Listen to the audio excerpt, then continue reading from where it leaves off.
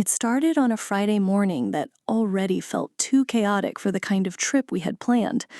My husband, Arjun, had taken the day off from work so we could drive up to Oregon to visit his parents for the weekend. It wasn't going to be a vacation, not really, but more of a family obligation kind of trip. The kind where you know you'll spend more time helping out around the house than relaxing with a glass of wine. Still, I was trying to stay positive. It had been months since we'd seen them. The plan was simple enough.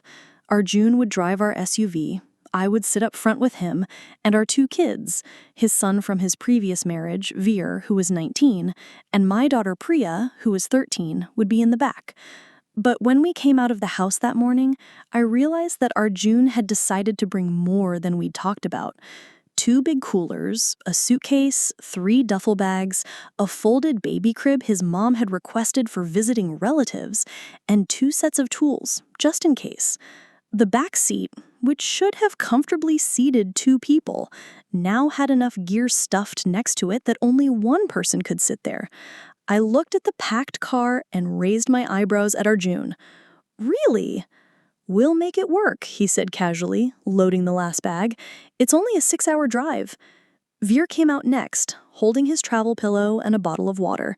He was tall for his age, almost 6 feet, with his dad's strong jaw and my brother's easy charm. We'd only been living under the same roof for about a year. At first, it was tense. Veer had been living with his mom until she moved out of state for work, and he'd asked Arjun if he could move in with us instead of transferring colleges. It made sense, his college was just 30 minutes away from our house. But emotionally, it took time for all of us to adjust. "I guess I'm squeezing in the back," Veer said, looking through the car door. No, Arjun said, rubbing his temples. "Shoot, I forgot the back seat's full. Priya's already called shotgun, didn't she?" Priya, who was already sitting in the passenger seat with her earbuds in, waved a hand and said, "Too late, I claimed it last night." Arjun gave me a look that said, "Can you be flexible?" I sighed, and Veer quickly offered, "Mom, Anya, you can take the seat and I'll just sit wherever." He still didn't always know what to call me. Sometimes he said, "Anya." Other times he'd start to say, "Mom," and correct himself. I never pressured him.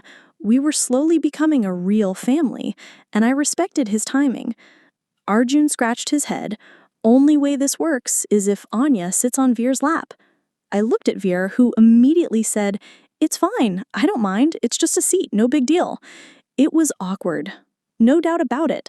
I was a grown woman in her 40s, and while I wasn't very heavy, I wasn't small either. Sitting on a teenage boy's lap, even if he was technically my stepson, felt weird. But we were already running late, and everyone was watching me for a decision. "Okay," I said, laughing nervously. "Just don't let me crush you." Veer chuckled. "I'll survive."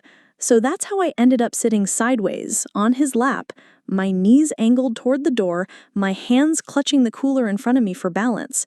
It was cramped, uncomfortable, and definitely not how I imagined starting the weekend. Arjun pulled out of the driveway, and the trip began. The first hour was mostly quiet. Priya played music through her AirPods and stared at her phone. Arjun drove like he always did, one hand on the wheel, the other adjusting the AIC every 10 minutes. I tried to shift my weight off Veer as much as I could, but there wasn't really anywhere to go. "Are you okay?" I asked him about an hour in. "Yeah, you're fine. You're not even heavy," he said, and I appreciated his kindness. His tone wasn't sarcastic or uncomfortable, just relaxed. Around the second hour, Arjun pulled into a rest stop. I stretched out my legs and walked in small circles to shake off the stiffness in my back. When I looked over at Veer, I saw he was rubbing his thighs like they were numb. "I'm sorry," I said. "We should switch soon." "Nah, it's okay. But maybe next time we bring one less cooler," he said with a smirk. Arjun overheard and laughed. All right. I admit I overpacked." Back on the road, I sat again in Veer's lap. But something had changed in the atmosphere. We started talking, not just me and him, but all of us. Arjun asked Veer about his classes. Priya joined in with jokes. And somewhere between the endless pine trees and winding roads, I realized that we were bonding in a way we hadn't before. I looked back at Veer, who was telling Arjun about a paper he was writing on artificial intelligence. His voice was animated. He rarely talked this much. I realized that despite the physical awkwardness of our seating arrangement, emotionally, we were closer than ever. Later, when we stopped for lunch at a roadside diner, Arjun apologized. Next time, I promise everyone gets a real seat. It wasn't that bad, I said, honestly. Veer nodded. Kind of the weirdest way to bond, but it worked. That night, after we finally reached Arjun's parents' house, I was in the guest room unpacking when Veer knocked on the door. "Hey," he said, poking his head in. "Hey, what's up?" He hesitated for a second, then said, "Thanks for, not making it weird today. I know that ride wasn't exactly ideal." I smiled. "You made it easy. You're a good sport." He stepped inside, leaning against the doorframe. "I know I don't say it much, but I appreciate you. Like, being here, making this house feel like home." I blinked, caught off guard by the emotion in his voice.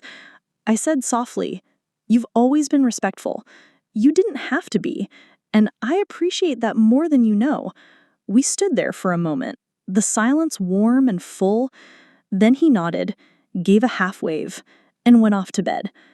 That road trip didn't just get us to Oregon. It brought us closer together. There are moments in life that look ridiculous from the outside, sitting on your stepson's lap in a packed car, for example, but end up opening doors to conversations and connection you didn't know you needed. A week after we got home, Veer texted me while I was at work. It was a simple message, but it meant the world. "Thanks for being patient with me.